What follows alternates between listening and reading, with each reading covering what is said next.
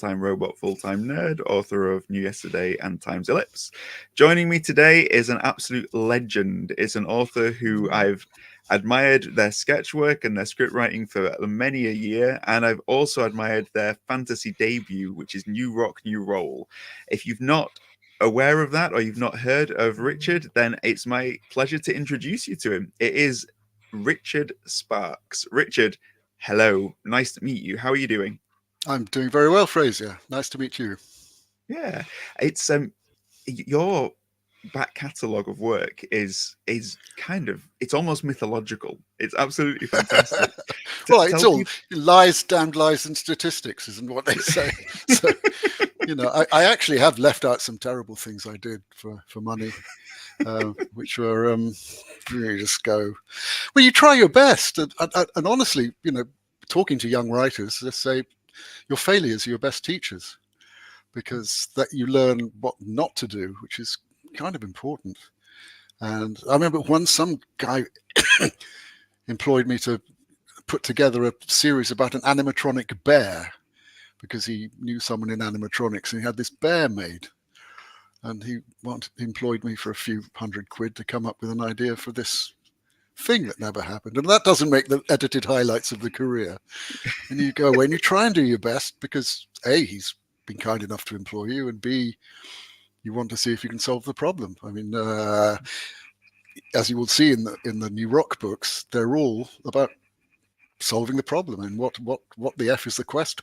What's going on here? How do we figure this out?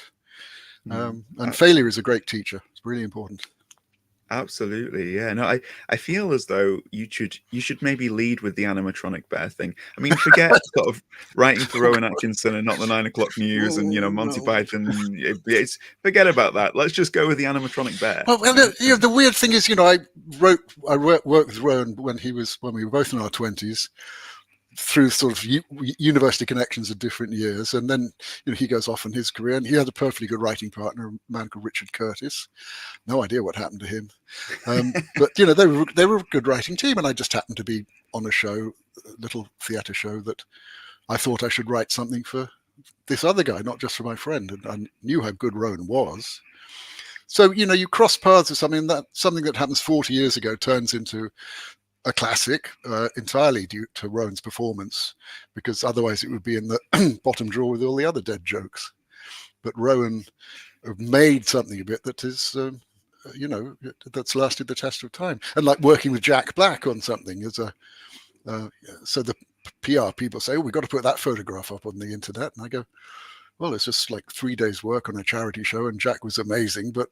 And so you cherry pick things that have worked in your career and say, oh God, that was a year wasted. At least it paid the mortgage, No, it's great. I think that having crossed so many paths with, comedy legends, it really intrigues me as to why you would stray into fantasy territory. What was because if you were going to, I would think that, you would be pressed to write a spoof of a fantasy book, and instead what you've written with New Rock, New Roll is a really sincere, fantastic, really brilliant fantasy lit RPG mashup.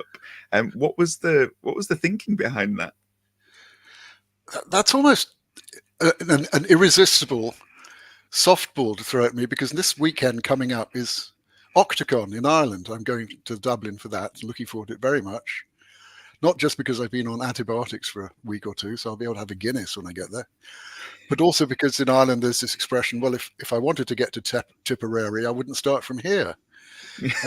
So if you look at my writing career, the way it's gone, you couldn't possibly see any plan through it. So, I must do this, then that might lead to that, and then we'll work together and this will go on. Because, well, the world isn't like that. You don't have a straight path. Every writer's path is as different as every actor's path. It's really tough for them to get work and to make their own work. They can do now with iPhones and so on. So looking back, you can see where the lessons were learned and what stuff you gathered along the way towards the eventual goal, which was always to write narrative, prose, novels, stories. I look at myself as an entertainer, and I want to sink my hook into the reader's nose and drag them along, not yelping and screaming, but happily having an armchair ride as they go, oh God, how are they going to get out of this? And this is fun, and ooh, eek, and all that sort of stuff that we like in fantasy. But nobody's ever going to employ to write. Jesus, what was that? Some weird noise in my headphone. Nobody's ever going to employ you to write novels straight out of university. You have to earn your way in, and they don't need you in the business. They don't publish books; they publish authors, and unless you're someone off the telly or a cook or off the telly, they don't. You don't bring anything to the game apart from your work. So you've got to get there. You've got to get to the point where you write work that's good enough. And like all authors, or many, I have a bottom drawer full of work that isn't good enough and that I would have been embarrassed to have had published. And by the time that I got to this idea, and it just fell out of the sky and hit me on the head a few years ago, and I've now written 4 in the series, as you know, it was just, at last, this sense of relief that I didn't go to my grave not having done the thing I've always wanted to do, which is write narrative. And why I think narrative is the highest form of writing for a writer is because it's just you and the reader. It's your narrative voice, or the narrator's narrative voice, or the listener, if you'd like audiobooks like I do.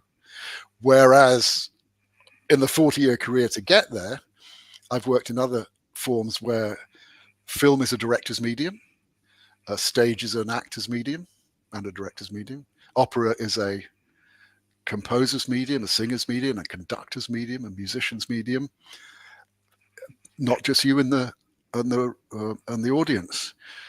And so I've learned so much from working with other people, and I love being part of a team when you work with great directors or singers or actors or whatever. Finally, it's just you. You're very overexposed, but also you've got the additional area of telling a story as well as showing it. And this is one of the first things my editor, who's brilliant, Leslie Robin, who's well known in the fantasy world, she corrected me on this quite early. I said, look, the difference between what I've been doing before, that's show business, and now I'm doing tell business. And she says, no, it's not. Don't tell me what happened. Show it and see, bring it to life. And so immediately I got corrected and go, yeah, she's right. This scene, I'm just telling you what happened. Why, if it's a combat scene or something, why did I do it like that? And she says, go on, show it to me, make it happen, you did it in the other scene, and great notes, simple things like that. But it's just you and the reader, and that to me is the purest form of writing, really. Yeah. Do you feel as though it's a collaboration, but directly with the reader? So you are creating the world that they are performing in their mind. Do you feel like that's? Couldn't be more. And this is something I got from an email from Octocon saying this is one of the topics we're going to be talking about, is who owns the story, the reader or the writer. Look, you put it out in the world, it's not yours anymore. And that's what you learn in the other forms. If you write a script, you write a script. For example, I've written some Goldoni adaptations years ago, and those are 18th century comedies, which I was asked to update and make work. And those you just hand them on, and they're not yours anymore. They're the actors. And one of the funniest things in one of them was found by an actor is no words. He just said nothing, stared at the audience for, I kid you not, half a minute, 45 seconds on a good night. And he was just looking at the audience, not knowing what to say. And I'm looking at it and I was thinking, well, I didn't write that. Goldoni didn't write that. Philip found it. And the guy he was on stage with him, suffering every night from this, was John Rhys Davies from Indiana Jones and from The Lord of the Rings. Wonderful Welsh actor. And he was the inspector of police, and obviously the tough big guy in town. And Philip was playing the idiot who had to go to report to the inspector of police what had happened. And the inspector of police lobs him a sensible question, which is something like, well, why would he do an idiotic thing like that? And you see the idiot character on stage struggling because the only possible answer is, because some idiot told him to. And he knows, and we know, that the idiot who told him to was the policeman. How does he tell the chief policeman that and he just looking at the audience, doing almost nothing, and they were weeping with laughter. And this is something that I learned years later. Chekhov said, "I write one thing, that the actors write another. Together we make a play." And I remember that moment, and I go, "Yeah, Philip, the actor, wrote that moment." And it's just, wow, what a discovery! Thank you. Yeah. And so it belongs to the audience. Yeah, definitely. And I feel as though, the audience is, I mean, have you experienced a difference in the communities, because you've been involved in the comedy community for so long, and now you're in the fantasy community? What are the parallels, and what are the differences between those two different sort of communities of people and audiences? Oh, well, ask any comedian, they can tell you the worst audience to play to is an audience full of comedians, because they're all sitting there judging. Yeah. And they have great senses of humor, but they don't really like to laugh at other people's stuff. Another great actor I worked with, Gavin Richards, possibly the finest actor I learned so much from. He did the lead part in the play I wrote, and I was directing it, but I just nothing but compared with him. So I backed away after the first week of rehearsal and let him pick it up and run with it. And he describes working with an old actor called Peter France, and he was sitting at the back stage in a play going,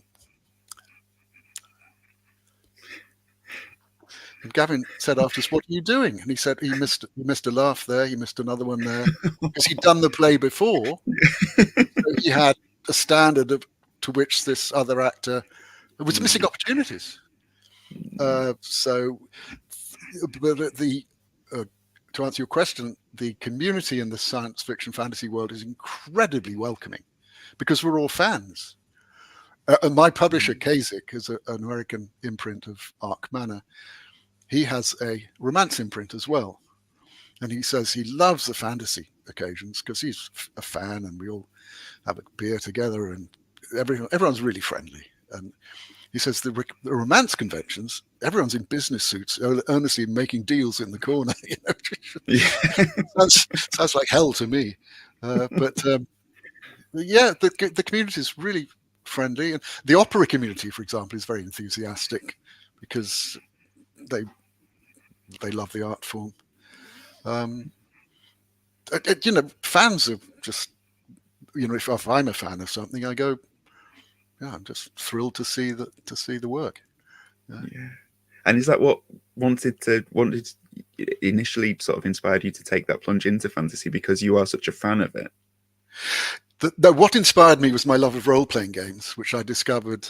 I'm an exact contemporary of Douglas Adams. We were great mates. We were at different universities at the same time, and we met at the Edinburgh Festival and doing different shows. He was Cambridge Footlights. I was at the Oxford Review. I was only in it because I wrote the thing, and so they said, "Well, you have to come up and be in it," which I loved as a student, but we never had any ambitions to perform. Mel Smith was was a great comic talent in our year, and he had his year. He had John Lloyd, who went on to become our great comedy producer of Spitting Image and Blackadder and Not the 9 O'Clock News. Griff, Rhys Jones, Simon Jones from Hitchhiker. So Douglas and I met there, and it ended up a couple of years later, after I'd had a 2-year job in Welsh television, straight out of university. Well, not straight. Eventually managed to get a job a few months later. Worked at Welsh television for a couple of years, got some credits, and then when I went to London, I ended up at the same agency as he did, along with the 2 or 3 Pythons and some other very good writers. So we became mates, and Jill, our agent, said, "You should try and write something for Doctor Who together." So we did. Douglas was working in the Doctor Who purlieu and took in the idea, and I think the producer said, "Well, we did this story 2 seasons ago." So, yeah, so not really up to the job, not up to the level of fandom needed to write anything good. But he was delightful, Douglas. And actually, when I last had a beer with John Lloyd about a year ago, And he was Douglas's writing partner on Hitchhiker, the original radio series. He did the last 2 episodes with him. He said Douglas was hopeless at everything except having brilliant ideas, and I just love that. It's such a great compliment to his great mate. Yeah, especially for a writer, because with the ideas that's everything, isn't it? Is if you've got the right idea. Exactly. Yeah. And the point I'd kind of like to get to is that I know I've always known how to write. My father wrote beautifully, and we had letters correspondence, and I went to schools, so the English teachers really encouraged creative writing, but I didn't know what to write. So I tried various things and did some other people type works and some things that were not a genre. I remember I finished one and my agent said, "Would you like to write another one like this?" And I said, "I wouldn't actually." And he said, "Well, it's perfectly good up to a point, but I don't think this is it yet," which is advice you need from an agent. And when the idea for New Rock, New Roll fell out of the sky and hit me on the head, it's just at last. I mean, it's an extraordinary sense. I've got my entire universe now to play with. I've got my own world. I've got my own characters. I've got the spine of the idea of gaming. It's not set in a game. That's been done to death. But it's, as you know, it's 3 people who win the world championship of sword and sorcery. And the next thing he knows, he's standing on a hillside going, WTF, with a shitty sword. And it's one thing being a champion pushing a keyboard around, but mate, I've never held a sword in real life, have you? and if I'm dressed in crappy noob gear and there are wolves coming my way, I mean, I'm in trouble. So, of course, things immediately get worse. He doesn't know where the other guys in his team, one of whom's a Asian American girl, the other one's an Australian orc, and they are their own avatars for real. He's not a middle-aged retired school teacher anymore. He's a guy on the run from wolves, and it gets worse. So you have to go through. If you know the gaming conventions, the first thing you do is a training sequence.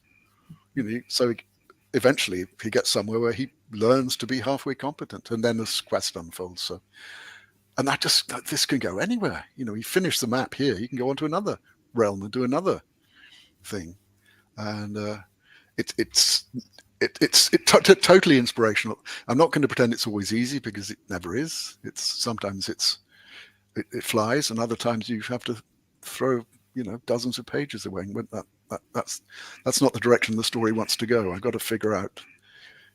I've got to let it tell me. And then the lovely bits are when characters appear out of nowhere, and you go, "Oh, right, we've got to follow this one." I don't know if you're into gaming at all, but they are amazing worlds that the developers have created for us. I mean, the design is extraordinary. The fact that there are a lot of older gamers. They're not all kids. You can sit at home and adventure from the comfort of your own home. Yeah, I was meaning to ask you about what some of your favorite games have been, because you've played so many of them as a gamer. What are your highlights, do you think? Well, I particularly like the sword and sorcery world. So that's obviously why it's appealed to me, and the New Rock idea came out of ROLE, by the way. Get it? Role playing, and the rock. Third rock from the sun. I mean, a fairly feeble pun there, but I think it shows that it's lighthearted. But I've done outer space ones. I remember Mass Effect 2 and 3 were pretty good, very good. I think they blew it at the end, like people often blow series, because they get. It seems like they get embarrassed by them, and they think we've got to stop it now. And then you go, what? All that hard work I put in for hundreds of hours, and you're telling me that? So that's a mistake to make. But I particularly like the sword and sorcery worlds. I'm not into horror. I've got enough crap in my head already, honestly. I don't need the atrocity porn. There was a book I read recently that started off so well, really great protagonist, a girl from the sticks. What's it called? The Poppy War, I think. RFQA, yeah. Starts off beautifully. It's got a nice Harry Potter-like training sequence, and then the shit hits the fan. They kick off and they go to war, and it becomes atrocity porn. There's these descriptions of things happening. I don't want that, so I stopped reading it. It's just really disappointing, because the author had got me. And I trusted the author to take me through the story. I'm sure, and my daughter had read it, and she said it was great, and the story works out. But I just said, I can't. This is sickening. I can't take it. So I just get enough of a jump scare, Richard, when I look in the mirror in the morning. So I don't need that in my fiction. But I think the thing with there's a very interesting mirror in New Rock, New Realm, the sequel. Yes. Oh, that's interesting. Oh, Interesting. yes. I feel like with your book, there's such a playfulness about the tone and the style, and it really is a wish fulfillment book in that it's everything that you kind of wish fantasy could be if it were to become real, because you wouldn't want to be trapped in the grim dark fantasy, would you? You want to be trapped Not forever, in the kind of no. Yeah. No, it just, in a way, as a recovering comedy writer, so to speak, I can't help it when funny things happen. And this is something I've discussed with people about. It is, comedy is not nice people telling jokes. That's a dinner party. It's not even nasty people telling jokes in a nightclub. That's a nightclub. That's some of the comedians up there are, they're not pretending to be nice. They're just being brilliant, and they're beating us into submission with their laughter. I mean, it's just amazing what they can do all by themselves. But with the book, for me, it's just comedy is things going wrong. It's mistakes. It's fear and loathing and pain and misery and betrayal and people falling into puddles. And it is, as you say, a matter of tone. But what good adventure doesn't have things going wrong in it? What good problem doesn't have you come up against a brick wall and you say, I can't climb that. How do we do this? We're going to be stuck here forever. And so the obstacle part of it, I love crossword puzzles and solving games in my what little spare time I have. But and for me, comedy and adventure are a natural fit.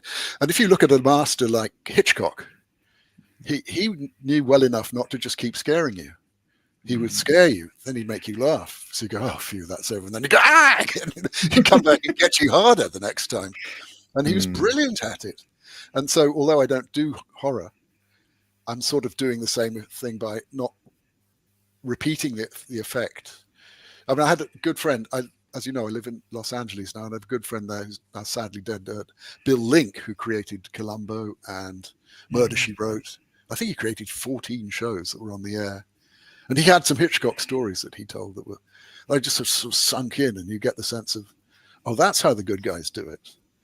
Just simple constructive things, not their tone, not their this, not their that, but that's what you need to do in order to make a story work. And, when I got to Hollywood, Los Angeles, I was astonished to learn that people talked, and they still do, or they did 20, 30 years ago, well, we'll write the scenario, then we'll add the dialogue. And coming from a background of writing sketches and scripts on stage plays, which is all dialogue, that's all the actors have got to go on, really, apart from stage directions, before they get into rehearsal and they build the piece, bring it to life. The words are it. And of course, in scripts and TV and movies, well, they're moving pictures, aren't they? They're not talking pictures. And if you look at the history of them, there's all the brilliant work of people like Buster Keaton. I mean, an hour-long film like The General, full of absolute comic brilliance. I mean, breathtaking, brilliant. Didn't need dialogue. And then when the talkies came, and of course he went back to more talky stuff, but then balanced out and became moving pictures again. But the idea of create the scenario, then add the dialogue, that just, I didn't know what to think about that. And eventually you go, oh, that's the way it's done. And when you get to write for people, you say, well, bring an outline in, bring the outline, and then we'll talk.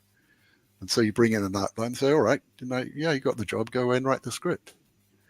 And so you learn as you go along. And of course, going back to the earlier point about nobody's going to pay you to write novels straight out of university, you take any writing job you can get. And nowadays you can write your own films on iPhone, and they don't have to be very long because of the social media demands. And you can learn that way what works and what hits and what doesn't, and then work your way up to the longer form. So it's all, as I said, that if I wanted to get to Tipperary, which I've always wanted to, I wouldn't known that that's where I started. And then you go. It's like any quest, isn't it? It's like in the book. You don't know, in New Rock and Roll, you don't know where it's going, do you? And you follow along because the writer's got your trust, I hope. And you go along thinking this is going to unfold, and it does, but it goes around all the red herrings and the curlicues and the this and that, and oh, that's what it's about. Oh, and that's the way we like stories to unfold. Yeah, and your I guess your career as a sketch writer was kind of like your training, montage almost, all those sketches and all those things you've produced for the big boss, which is the fantasy novel saga. I couldn't agree more. Clearly, one thing I just touching on that, the idea of. Oh, you frozen up. The idea of. Am I unfrozen now? Kind of, yes. Yeah, is that better? Am I back? Yes. Okay, you're good. It's the idea of. It's my internet. My internet is on the idea of writing, and you saying about setting the scene and then adding the dialogue, almost like that being a formulaic process. There is something formulaic about the structure of a LitRPG and a gaming thing. Did you find that it was helpful? That training, without me knowing it, that training fitted completely. It fitted in with the RPG world, which has its structures. The hardest thing for any writer of fiction to learn is story structure. What I prefer to call plot structure, because stories and plots are different. They're connected but different. That's the hardest thing for us to learn. All of us start off with some strengths and some weaknesses, some superpower. For many of us, writing dialogue is easy. For others, it's harder. For many of us, creating characters is easier than it is for others. But all of us have got something that we know we've got that needs to write. And often, I've spent 40 years figuring out what to write, and now I've found it. I'm just so grateful.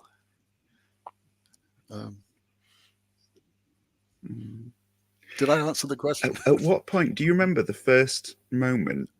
Yeah, I think so. I think we answered it. Yeah, let's say yes. It's all good. I enjoyed the answer. No, at what point do you remember, sort of in your memory, when you first realized that orc farts could be weaponized? Talk us through that moment. When it happened. Yeah, simply when it happened, and it was when they were outside the siege of Rushtun, and then I went back and put it. And the nice thing about having written 4 books before they were published is you're able to go back and lay pipe for later episodes. There are things that I've left, breadcrumbs in books 1 and 2 that pay off in 3 and 4, for example, and others I've left that I hope to exploit later on. Yeah. But it just happened, just out of nowhere, and probably a mixture of just one beer too many. I don't know. I write at night. I used to play RPGs. I don't play anymore. I don't have any time. I'm just too busy writing my bliss. But I'll get a beer going at night. My wife goes to bed early, gets up early. I'm a night owl, and so I have the evenings to myself, and I get my 500 words done. And and the nice thing is you never know where they're going to take you. And sometimes they take you nowhere, and you look at them the next day and you go, well, that didn't work. Nope. In book 3, I did so much backing up and pushing, as we say in the bluegrass world. Just having to go back and going, that's not it. And there are 2 really just delicious villains in book 2, and how the stories and by the time you read to the end of book 2, you'll see that the hero's got a problem, which he's got to go and fix in book 3, as well as the other problem that comes in with the plot. So there's quite a lot of story structure work to do, and that is not natural for me. It's not natural for anyone. But by the time I got there, with the training I'd be lucky to have with working with good directors, mainly, and producers and script editors, is that I'd realized, oh, right, yeah, the story, it doesn't get away with that. That's not good enough. And the idea, I was thinking about this the other day, the idea of ignoring a note from an editor, or ignoring a feeling of that doesn't quite work. Well, maybe I'll leave it in the script anyway and see what they say. And of course, people spot it immediately. So you go back after and think, just don't do that again. Just really don't. You spotted it already. Why bother them with? They'll just think the less of you for coming up with work. And so anytime you pull the tiniest little thread, that can unravel an entire sleeve of a garment, if I can mangle the metaphor. And you go, oops, glad I spotted that before they did. and I've been a script editor quite a lot, so you learn from the other side to stand outside the work. If you've got a time for a brief story about that, maybe. Yeah, I'd love to hear it. Well, yeah. It was, the first proper job I got was adapting The Famous Five in the 1970s, along with Gail Renard, who's been twice head of the Writers Guild of Great Britain and is now, I think, treasurer. She's indefatigable and a brilliant asset to the guild, but she was my writing partner / editor, and I edited hers. And our agent said to me, Richard, you can go and meet James Gatwood. He's the only producer in London who will give a writer with no credits a job. And I had regional credits from Welsh TV and some sketch material. And so I went to meet him, and he said, okay, well, here's the book. We want this book to be a 2-episode piece. Could you go away and produce an outline? And if the outline's any good, we'll use you. And I said, I don't think I'd ever seen a script before, really, because you couldn't get the templates online because there wasn't an online. So I said, oh, do you have a house style you'd like me to use? And he said, oh, yeah. And he reached down into his desk and brought out an outline done by another writer from one of the earlier books. And he said, and this is the book that worked from this, and here's the script. So I got 3 for the price of 1, went home, read the book. Then I read the outline. I go, oh, well, that's what they want. That to that, and then that to that. I mean, that's a lesson right there. You could hardly, if you fail to get that right, you're in the wrong job. So that was amazingly a privileged position to get to. So I finished the script pretty quickly and send it in, and James calls up and says, all right, come in for your notes. Oh, okay. So I go, we have any notes? What do you mean notes? My work is immortal and timeless. Notes? So I go to his office in Great Portland Street, and it's very nice. It's a really good job. We liked it. I mean, yes, I can see that it's going to fit as a 2-parter and blah, blah, blah. And let's go through the notes. And he opened the script. And in those days, it was one of those ones with cardboard cover and a little cutout square. Opens it, and it's a sea of blue ink. It's everywhere. There's arrows, things crossed out. There's notes written up the side. And I felt like I'd been disemboweled by like one of those birds that kick you in the stomach, and you go, what happened? and honestly, it's just really insulting, humiliating, all in a split second, just a horrible feeling. And I knew well enough not to say anything. And so he painstakingly, very patiently went through everything, explained why the notes were, and said, okay, well, let's see the next draft soon. So I went away, and I remember I was just going home like complete fail. Just what happened? Didn't he realize this was a work of immortal genius? That kind of basic place you start from, that you've submitted the work, so it must be all right. And the script writing business isn't like that. It's communal. You're all on the same side, theoretically. And so I went home and I looked at the notes and went through it, and then did the second draft and sent that in, went in for the second note session, and there were about 3 notes in the entire 30-minute script. I mean, I tell you, not going page. So here's one. And then you go home after that thinking, oh, no, I feel like I've been given a medal. And that's a great lesson in getting out of your own way as a writer. And I talk with people about how do you know how to be edited and that stuff. Just do as you're told. Yeah. Take the note. They've given you a note for a reason, and also try and get the idea in your head that there's no such thing as a bad note, which is completely untrue, because I can give you some examples of bad notes happily in a minute. But if you get a bad note, try and tell yourself, look, it's just because I didn't explain it properly. So you go away, rewrite the thing to get the same point through, because you know that it's correct. But these are busy people. I mean, I can tell you stories about the busyness that they don't have time to read. So they read it, they've got this, and they may just have not noticed it. So you go back and say, well, thank you for the note about this. I fixed it. Here's the, great note. And sometimes they say, yeah, of course, yeah, and they sort of take credit for it. It's the same idea, but you've explained it in a way that is easier for. And if it's easier for them, it's easier for the director, it's easier for the actor, it's easier for blah, blah, blah, all the way down the line. And I can give a famous example of a bad note. There's a wonderful comedy from the 60s called My Favorite Martian, American comedy. And there's a legendary note that came down from a studio executive on a script, which said, a Martian would never say that. I mean, you couldn't write it, could you? Yeah, whoever worked there, the expert on Martian dialogue. I need to find them. If I write a book on Mars, I need their input. Yeah, it's great. It's perfect. Just one quick story about scripts. This I think I heard this secondhand. It might have been firsthand. Writer in an office with a busy executive, and in comes the assistant with a pile of scripts. And they said, oh, no, just give it to them out there.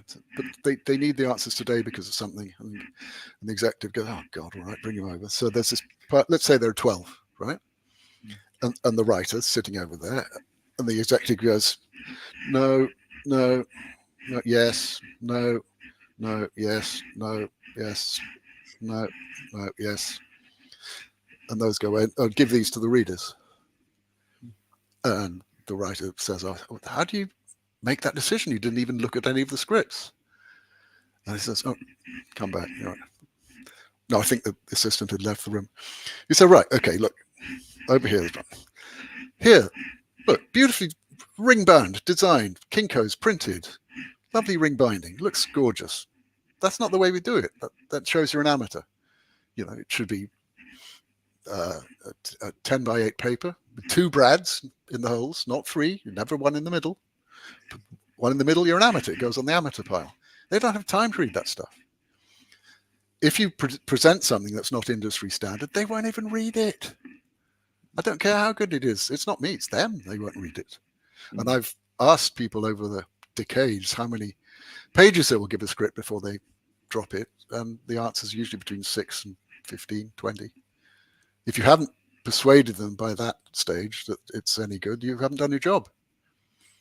And I was given a note on this by Jill Foster, our agent, along with Douglas and Gail, and people like Michael Palin and what's that lovely man who died recently, Tim Brooke Taylor. She called me up about a script I'd written and said, look, they won't read this. And I said, well, you saw what happened in the end, didn't you? And she said, yeah, but yes, it's fine. The story's fine, but they won't read it. So I was sort of baffled and said, why not? And she said, Richard, you have to let people know what's going on. Mm-hmm. One of the best notes I've ever got. Mm-hmm. If you don't let people know what's going on, they got other things to do. And scripts are really boring things to read, by the way. They're not nearly as much fun to read as a book because they don't have the narrator's voice. They often have extraneous stage directions in that most directors just cut out. They don't even read them. You need to say he comes in or she picks up the gun or something. But otherwise, try and write them with the energy of a short story so that don't put in the camera. What camera? There's no camera. Where's the camera in the picture? Well, I mean, what the camera sees. Well, that's not your job. It's nothing to do with you. If it means if you have to see the book with a telltale piece of stuff in it, just say on the book, say on the book in capital letters, and then it says, meet me at 10 o'clock and I'm going to kill you, or whatever the important thing that you insist is shown to tell the story. But don't go writing about the camera does it, or we see. That's another terrible thing. Who is? There's no we. We? Who's we? Huh? Don't write it in a boring way.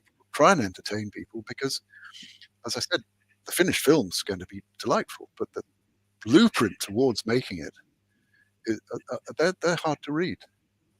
So do try and entertain people when you're doing it, and let them know what's going on. With the idea of sort of adapting a script, I know that you've directed as well in your career. Did your time as a director help you when it comes to your novel writing skills, and to develop that ability to, take an idea and then adapt it into a form whereby you're able to almost like govern the theatre of a reader's mind? I suppose it must have done. I think one of the big lessons I've learned from what little directing I've done compared with writing is that some of the things I've written have been really directed far better than I could have done, or could have imagined. I mean, you go, they did that with it, and others it's been, they did that with it. So, it's just, I've written some things that were disappointing that turned out, and you are allowed to, in your own mind at least, not publicly, apportion the responsibility to that to other people, because by the time it gets to the shoot, it's the director's room, it's not yours. If you're working on an opera, and I've directed as well as written operas, so it's your rehearsal room with 30 or 40 chorus members with their names on placards, and the lead singers, until the point where you get to the dress rehearsal, the Sitzprobe. Then it's the conductor's room, and you have to sit at the back and wait for the chance to talk to anyone if you see anything. And of course, the moment they break for lunch, it's union time. You can't go and talk to anyone, or the stage manager will come up and say, 10 minutes break, the rules. So it's an ongoing collaborative effort. And if you get surprised by the work and go, wow, thanks, that's great. And if it's disappointing, it's too late now. So I think it did. And you've sort of learned that the audience has got to be given everything. It's my job is to do all the work, not the audiences. I don't really like books. I did study literature at university, but I don't like books that make me struggle anymore. Any more than, for example, like modern poetry, a lot of it I find very impenetrable. And I just, it seems, what are these words doing? Whereas when it's form, like in a lyric, and there's a shape to it, and there's a, more of a clarity to the piece, I go, oh, thanks. And now I see what it's all about now. And I think audiences really appreciate having the work done for them, so that, they've had a busy week. They want to put their feet up and sit by the fire and go on a damn good armchair ride.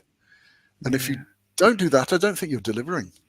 But there are different forms of, there are other forms of novel writing, of course, that are not necessarily so action driven, like adventure stories, which is what the new rock books are.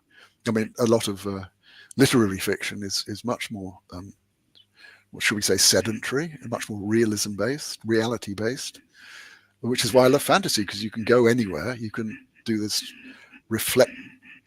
distorting mirror to our own world, and with things that are impossible in reality, that really resonate.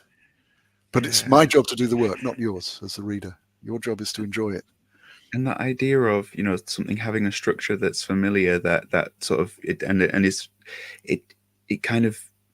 it makes you feel clever as well for enjoying it, because that there's the form there and the structure. Yes, I hadn't thought about that. I mean, some of the books I've read, there are these puzzles, and you're looking at and going. I mean, for example, Ready Player One, which is really beautifully constructed as a book, because you have to go back in time to the 80s to discover what's going to happen in the 40s, and there's this race against time, and there are these puzzles that keep coming up. There's a quatrain, there's a limerick, and the words are there in front of you, and you think, well, I don't know what that means. But by then you trust the writer, who's got his hook into you, and you like the lead characters, and you like the setup, and I want to see how this figures out, because I can't, you get excited by the challenge. And of course he delivers every time. That really is a very, very good lesson in story structure, that book. As is yours, I feel, because I feel like yours is the thing that I particularly enjoyed about it was how it felt like a perfect blend of lit RPG and fantasy. It didn't feel like you were favoring one above another, or that you were trying to sort of mash them together in a forced way. It was like you had the structure of an RPG, but you were telling it as a sincere fantasy quest, and I loved the fusion that you managed to get with that, because I just felt it was the passion that you have for it really bled through the page, and I really loved that aspect of it. Well, thank you very much. As I credit to the designers and the developers who create these extraordinary worlds for us to play in. I mean, wow, so grateful for them. And so it was a labor of love by the time it started. But I'm using the conventions of narrative. I'm telling the story.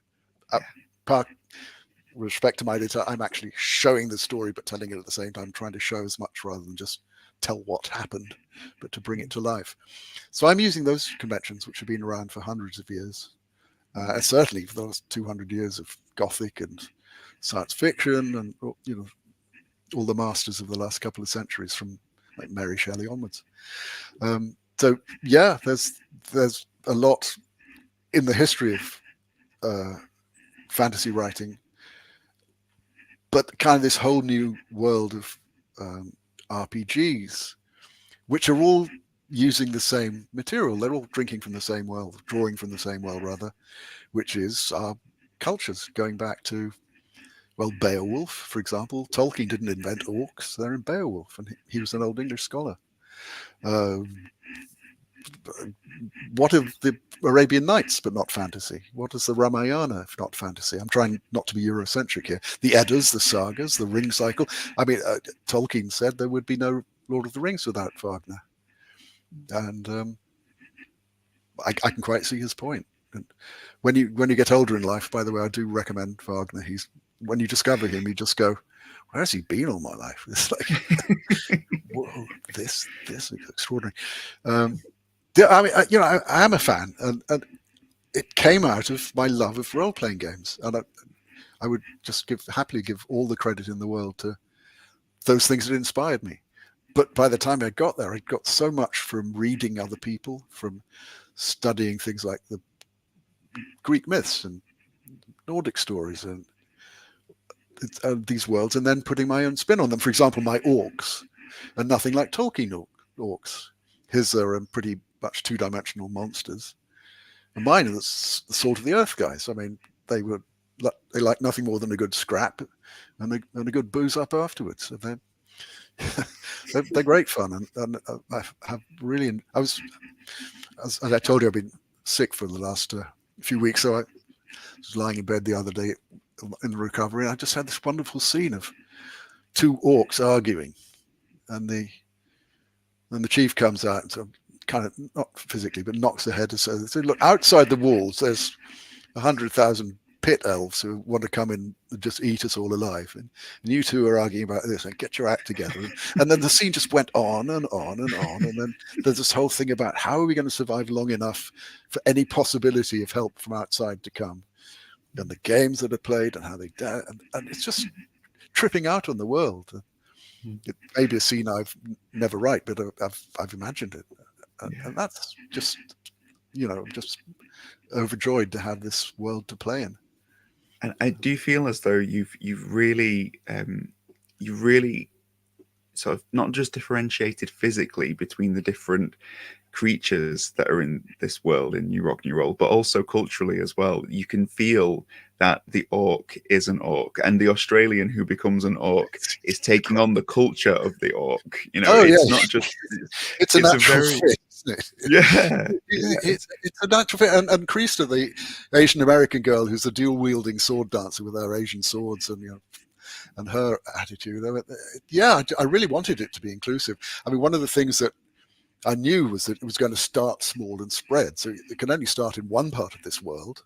And I'm obviously starting it in a very sort of medievally, fantasy, Britishy type environment, which is pretty white, apart from one thing, and pretty, medieval structural societies, and pretty unknown. There's lots of wilderness. There are lots of creatures in the wilderness and other sort of quasi-human creatures that I get to exploit and invent and put my own spin on. And then, as the second book, New Rock, New Realm, well, they go somewhere else and do something else. So the world reveals itself more in each book, and that's nice to explore as long as the ideas keep coming. Yeah, and I feel like with you've kind of got this perfect setup in that, you were saying before about having 4 books and going back over them. The other thing I really enjoyed is that it's a great novel in and of itself. It's not just a great first book; it's just a great book. It's got the great ending. It all sums up, and then it makes you want to. It's almost like the Columbo effect. It's like just one more thing before I go. It's like you want the one more thing, Back to the master, back to dear old Bill Link. Yeah. That's that. I feel like it does that. It makes you hungry for the I've sequel, obviously but you learned don't from feel you. shortchanged. Let's mention Ready Player One, and I really hate to do this because that's a book I admire enormously, and I never ever want to disrespect a fellow writer, especially one who's created a work I regard as a major piece of work. But Ready Player Two doesn't work for the simple reason that there is no possible sequel. He finished the book it's like Simone Biles landing. It just nailed it. Bang, end. 10 out of 10, gold star, thank you. It's just perfect. There's nowhere that it can go with that ending. It's just not possible. Now, there was Hollywood involved and probably money and maybe, get paid to write a book. So a book was produced, but I listened to Ready Player One quite a lot, read by Will Wheaton, which is if you've not listened to it, he's a brilliant reader. It is so well done. By the end of Ready Player Two, I put off Will because it was like he was trying to sell me something that just didn't work. And if I was, I'm saying this as someone who's an editor, if I had to be able to sit down with Ernest Cline and say why, I'd much rather do that than disrespect a fellow writer, especially one who's created a great piece of work.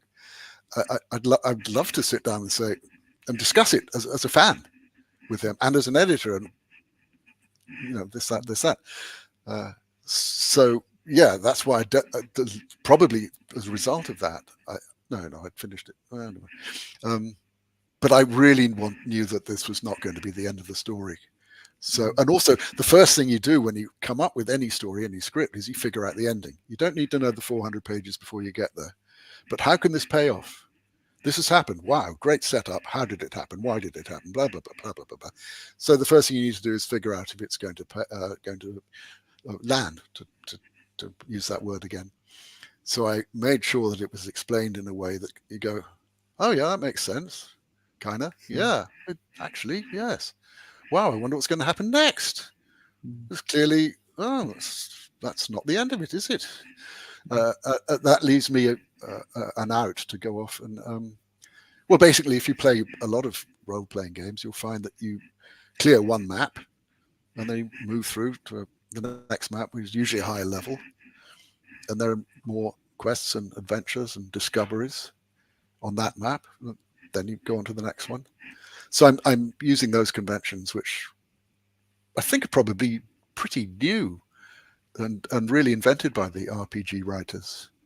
That idea of leveling, even though I don't use levels in my book, because it's not somebody going into a game. I would like to stress that it's somebody kind of coming out of one, from the comfort of his own armchair. He's suddenly, but the other thing is he's young again. He is this heroic young battle mage who he's created, but he doesn't have a staff. He doesn't even know if there is magic. All he's got is a rusty sword and wolves. Yeah. So, which is naturally what would happen. A Martian wouldn't say that, but that's the way that it worked for me. is that you need to earn your stripes in the world. And then when I got to there's one bit before this, but when I got to the training sequence, when Sergeant Bastard appeared, I just thought, okay, here we go. This is right. This is good. And then without knowing it, Ola, the thief, standing next to our hero, and he's thrown this impossible question by this terrifying Sergeant at Arms, who turns out to be a really good guy, but is just, just a master of every weapon and someone you really do not want to mess with, and who beats them all into shape and they become good. That's what you do in a game. You learn the ropes and you get good. But once I got to him and realized, I thought, okay, yeah, I can see what I'm doing here. I'm following the lead of game designers, game writers, but in the form of narrative fiction. Yeah, and I feel like it fuels really well, and it, the idea that you're writing it from this character who is so obsessed with playing games that he is almost, you can't tell whether it's the universe is set up that is something that is artificially being done, or whether that's just his perspective of what's happening to cope with this big transition that he's gone through, which is, I've woken up in this world and I'm now a mage. So it's like, of course he's going to relate that to his games. And I thought it was a really nice character work as well. I'm glad it worked for you. I mean, it really is be careful what you wish for, isn't it? Yeah. I mean, in real life, he's a retired, rather sad sack widower living all alone in his bungalow in a small town in England.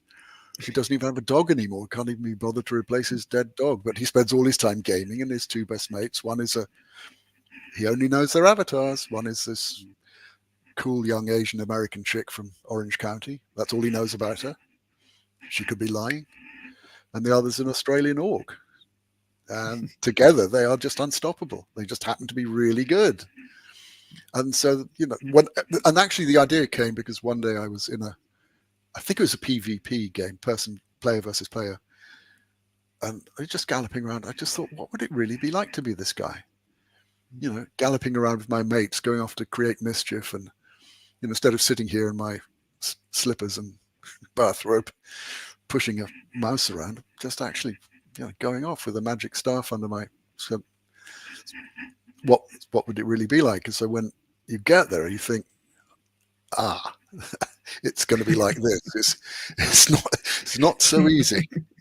Yeah, it's a big whoops. Yeah, well, it's a big opportunity for comedy as well, and for reversals. Yeah. Yeah, I'm glad you enjoyed it so much. That's really it was great. Yeah, I really did, and I'm eager for the sequel. So book one, New Rock, New Roll, that's out now, isn't it? It's through richardsparks.com. Yes. It's from all major retailers. Amazon's and Barnes and Nobles is. And New Rock, New Realm will be coming out soon, won't it? When's the release? That's November the 15th is the launch party. Then November 2025 is New Rock, New Rules. That was one of the really complicated plotting that took some time. And then the fourth book is New Rock, New Roads. That's done. And I'm now struggling my way through. Well, it used to be called New Rock, New Earth, something else, but I think the title is going to change because of the reason. And I hope I can finish that. You never know. You never know if you're going to make it, or not you. It's going to work with your...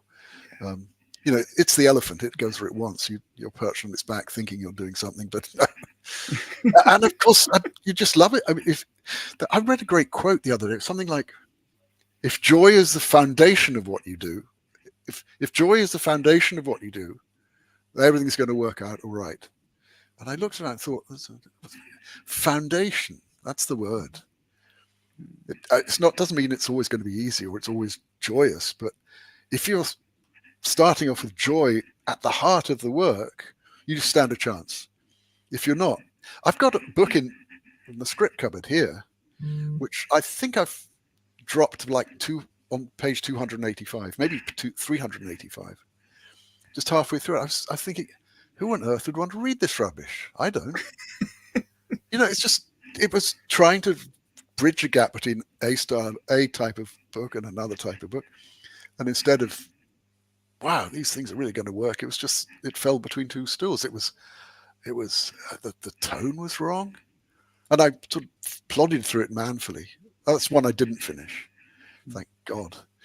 But every other one I've done, I learnt something from, and hadn't tried for a few years, and suddenly this idea came out of nowhere, and it's that extraordinary sense of relief of being off to the races. Yes, this is what I should be doing. I mean, this might sound weird, but nobody else could have written this book.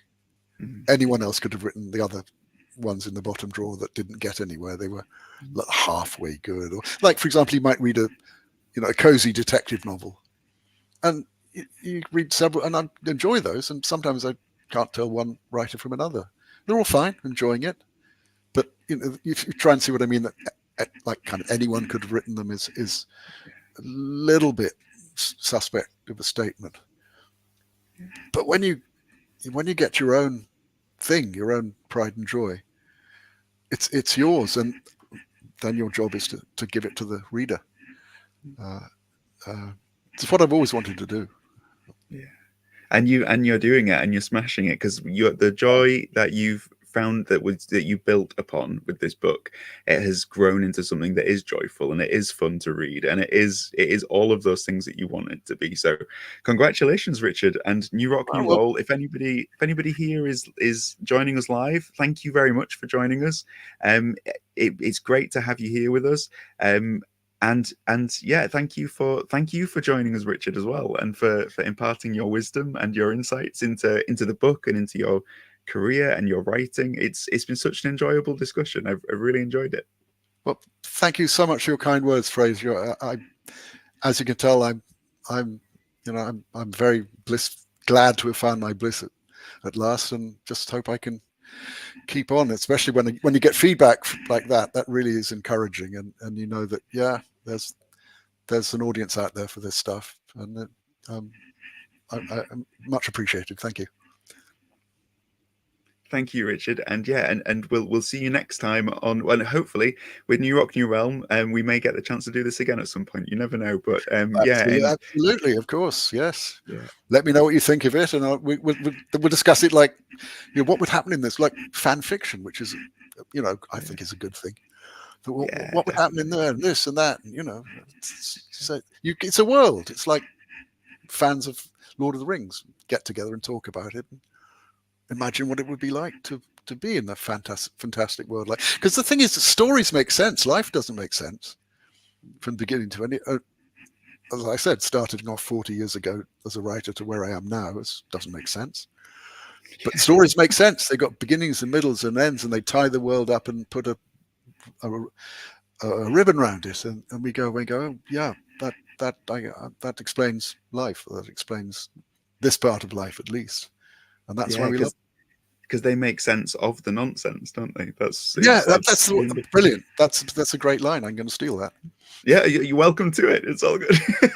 Thank you, Richard, and yeah, thank you everybody as well. And yeah, all the best with New Rock New Realm as well. Thank you so much, Frasier.